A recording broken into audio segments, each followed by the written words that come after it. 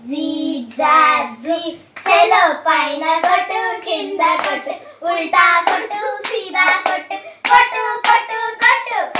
అమ్మేమో వంట పని నానేమో పోలీస్ పక్కింటి అమ్మాయేమో తెల్ల చీర కట్టుకొని మల్లె పూలు పెట్టుకొని సినిమాకి వెళ్ళి